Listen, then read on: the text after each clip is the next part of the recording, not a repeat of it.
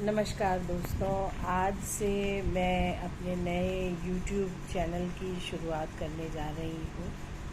आशा है आप लोगों को मेरा ये चैनल, जिसमें मेरी रोज़मर्रा की ज़िंदगी और रोज़मर्रा के खान पान से संबंधित ये चैनल रहेगा, मेरी दुनिया के नाम से।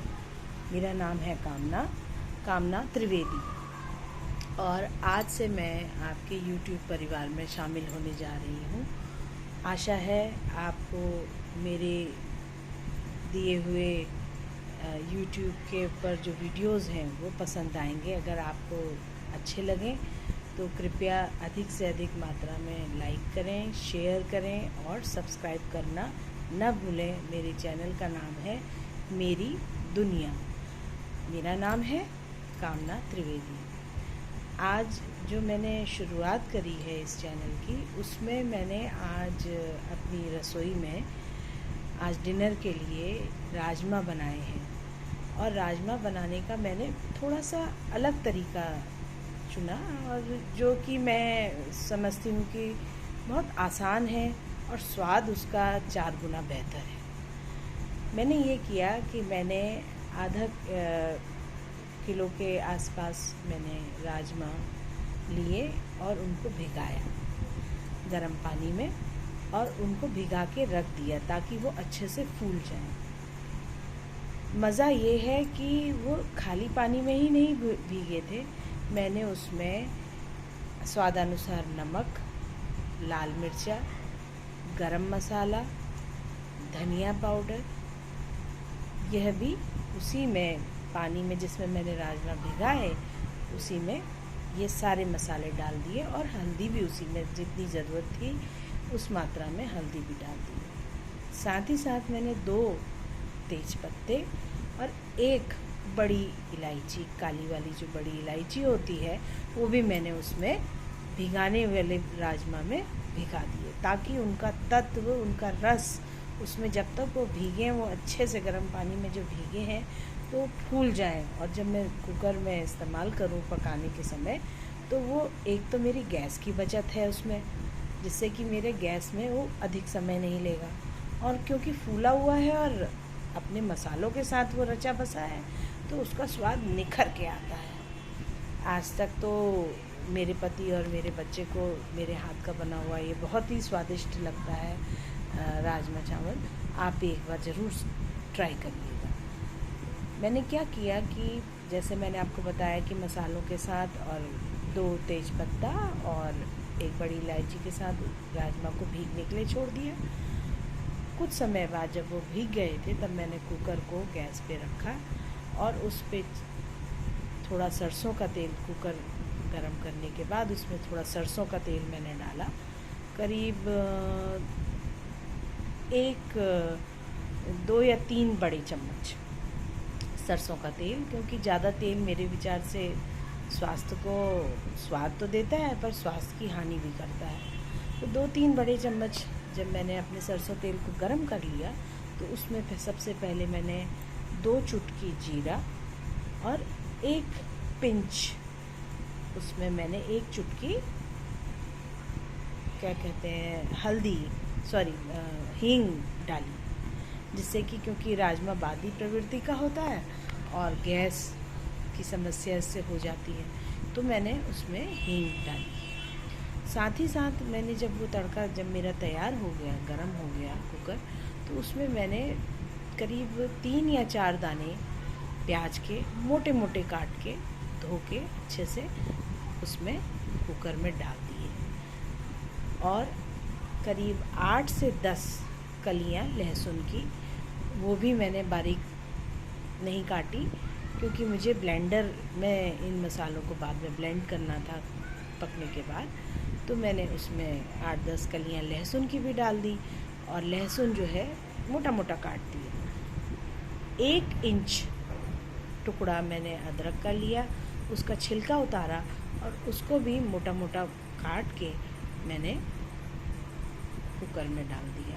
तो सबसे पहले मैंने क्या किया कि अपने हींग और जीरे के तड़के के बाद प्याज को ब्राउन सुनहरा भूरा होने तक उसको भूना मैंने। उसके बाद उसमें मैंने लहसुन और अदरक डाला, उनको भी थोड़ी देर मैंने चलाया कुकर में ताकि वो अच्छे से भुन जाए। फिर मैंने जो करीब 2 बड़े टमाटर मैंने लिए थे और उन 2 बड़े टमाटरों को भी मैंने धो के अच्छे से मोटा मोटा काट के एक कटोरी में पहले से निकाल रखा था। फिर वो मैंने कुकर में डाला इन्हीं मसालों के साथ, प्याज लहसुन के पेस्ट के साथ। और उसके बाद फिर मैंने टमाटर को भी अच्छे से भून दिया। भूनने के समय, क्योंकि टमाटर में जब हम नमक डालते हैं तो लास्ट में टमाटर डलता है, और टमाटर में जब हम थोड़ा सा नमक डालते हैं तो टमाटर जल्दी गल जाता है। तो मैंने क्या किया कि क्योंकि मैंने तो नमक राजमा में पहले ही डाल दिया था, तो अगर मैं इन मसालों में भी नमक डालती तो स्वाद में हो सकता था कि नमक तेज़ हो जाता। तो मैंने जो थोड़ा सा करीब 1 या 2 चम्मच, जो मेरे राजमा भीगे हुए थे वो उसमें तो सारे मसाले पड़े हुए थे, तो मैंने वही वो 1-1.5 चम्मच करीब मैंने मसाला अपने लाड़ू में लिया और कुकर में उस टमाटर और प्याज लहसुन अदरक के पेस्ट में डाल दिया। डाल के मैंने उसे प्लेट से ढक दिया, छन्नी वाली प्लेट से स्टील की। क्योंकि आज तक कभी कभी मैंने देखा है कि अगर हम भूनते हैं और ऊपर ढक कर रख देते हैं जिस समय कुकर का, तो गास्केट कई बार क्या होता है कि वो आँच से गर्मी की वजह से लूज़ हो जाती है। तो जिस समय हमारा स्टीम देने का टाइम आता है तो वो स्टीम नहीं दे पाती, क्योंकि गास्केट लूज़ हो जाती है और प्रेशर बाहर रिलीज़ हो जाता है, निकल जाता है कुकर के आसपास से। तो मैंने अपने तजुर्बे से खाना क्योंकि बनाते हुए काफ़ी अरसा हो गया घर में, तो ये नया मैंने तरीका अभी आजकल सीखा है, जिसमें मैंने छन्नी जो मेरी है स्टील की प्लेट, उसको मैं ढक देती हूँ जिस समय मैं भूनती हूँ, और उस समय फिर वो आराम से मध्यम आंच में या सिम में आप रख दीजिए, तब उसे भूनने दीजिए। जब वो भुन गया, करीब करीब आपको लग रहा है कि अब वो तेल छोड़ने लग गया, तब फिर मैंने अपना ब्लेंडर ऑन किया। और ब्लेंडर की तो बड़ी अच्छी बात है, या तो हम मिक्सी में, आपके पास ब्लेंडर ना हो तो आप इन मसालों को लेके मिक्सी में भी पीस सकते हैं, वापस से पेस्ट बना के फिर कुकर में डाल सकते हैं।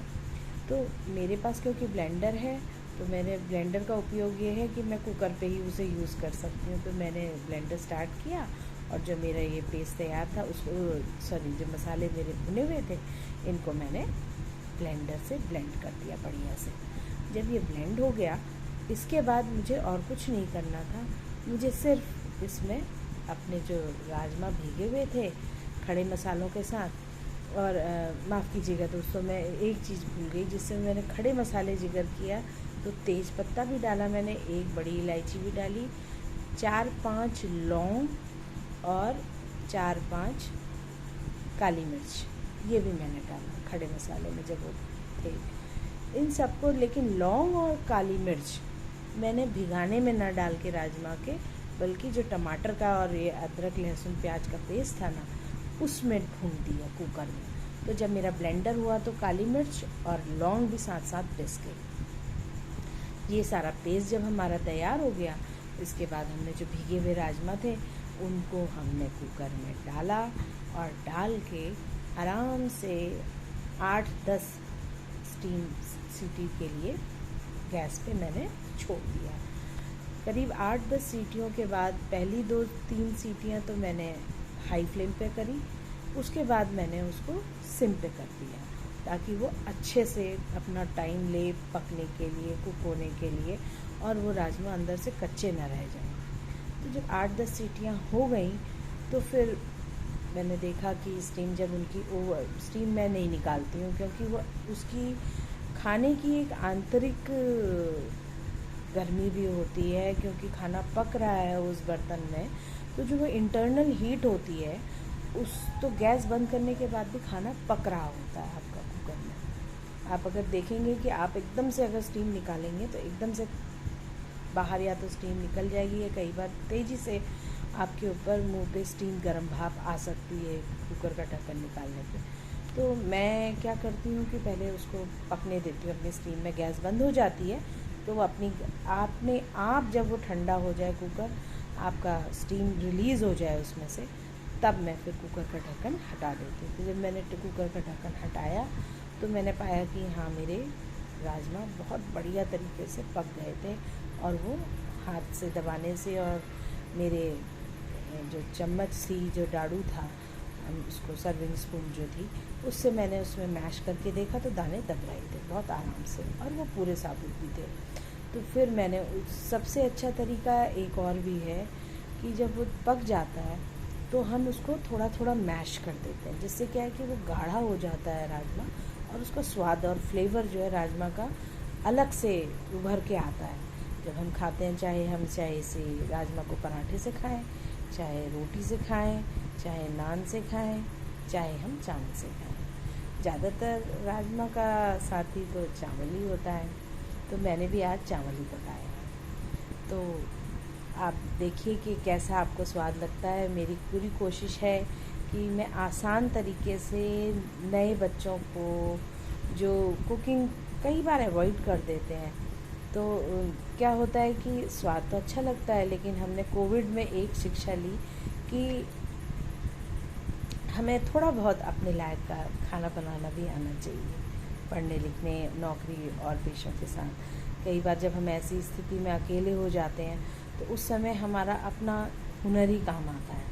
तो मैंने क्या किया कि इसको छोटा सा एक आसान तरीका आपके सामने पेश किया है, और मुझे उम्मीद है कि आपको ये ज़रूर पसंद आएगा। पसंद आया तो इसको बनाइएगा और अपने घर वालों को भी चखाइएगा, और मेरे आपके अपने चैनल के माध्यम से ये रिक्वेस्ट है कि इसको ज़्यादा से ज़्यादा मात्रा में शेयर करिए और लाइक करिए, और मेरे चैनल को सब्सक्राइब करिए। चैनल का नाम वही, मेरी दुनिया, मेरा नाम कामना त्रिवेदी। धन्यवाद, नमस्कार।